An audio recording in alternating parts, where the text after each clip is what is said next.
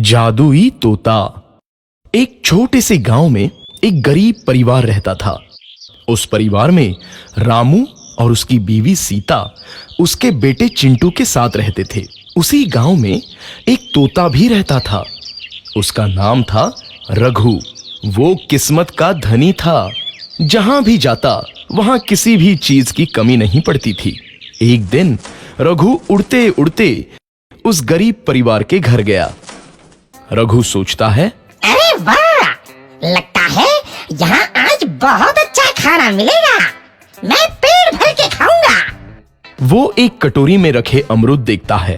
अरे वाह, अमरूद, मुझे तो ये बहुत पसंद है। मैं तो इसे पेट भर के खाऊंगा। रघु तोता अमरूद खाने ही लगता है।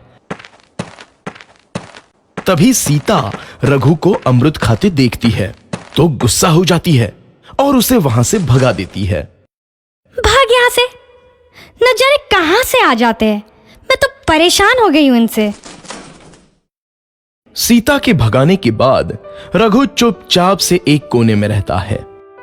धीरे धीरे उस परिवार की बरकत होने लगती है। एक दिन रामू और सीता खाना खाते वक्त बातें करते हैं। आजकल हमारी बहुत तरक्की हो रही है, काम भी अच्छा चल रहा है। रामू कहता है। इस पर सीता कहती है, सच कहा, भगवान हमेशा ऐसे ही हम पर मेहरबान रहे। बेटा चिंटू भी कहता है, पिताजी, मुझे खिलौना लेके दो ना, मेरे सभी दोस्तों के पास है। रामू कहता है, ठीक है, जरूर लाऊंगा। सीता कहती है, कितने खुश है सब, मेरे परिवार को किसी की नजर ना लगे। एक तरफ ऐसी बातें होती हैं तो दूसरी तरफ रसोई में रघु तोता भी अमरूद खाते रहता है। मजा आया, अमरूद खाया, मजा आया, अमरूद खाया, मजा आया। तभी सीता रसोई में आती है और रघु तोते को अमरूद खाते देख बहुत गुस्सा होती है। सीता रघु को बाहर निकालने के लिए पिंजरे में अमरूद रखती है। रघु जब अमरूद खाने लगता है तो पिंजरे का दरवाजा बंद हो जाता है और वो उसमें फंस जाता है। मुझे बाहर निकालो, मैं यहाँ फंस गया हूँ, मुझे बचाओ। अगले दिन सीता पिंजरा उठाकर बाहर दूर उस रघु को छोड़ देती है। रघु के जाते ही उनके घर आई बरकत धीरे धीरे कम हो जाती है। उन्हें बहुत घाटा होता है।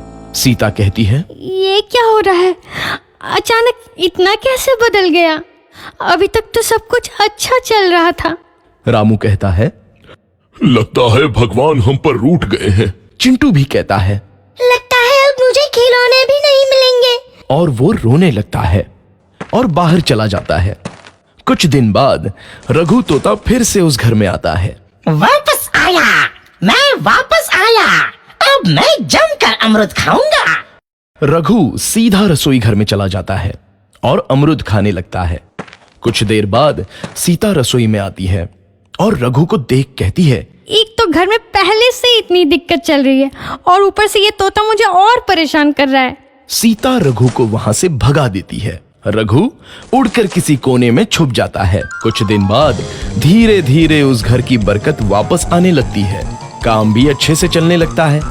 एक रात जब रघु तोता अमरूद खाने जाता है तो पिंजरे में फंस जाता है।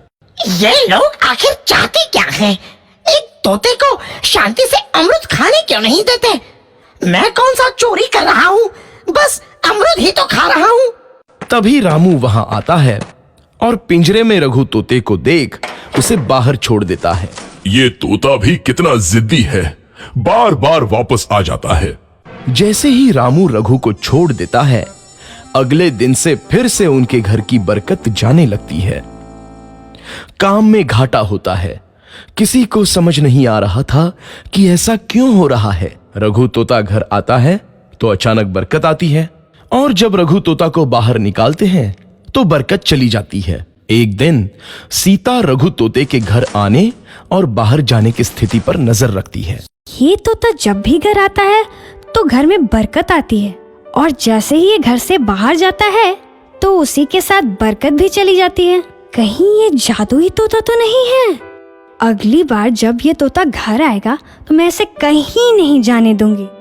सीता रघु का बहुत इंतजार करती है, लेकिन रघु तोता दोबारा उस घर में कभी नहीं आता।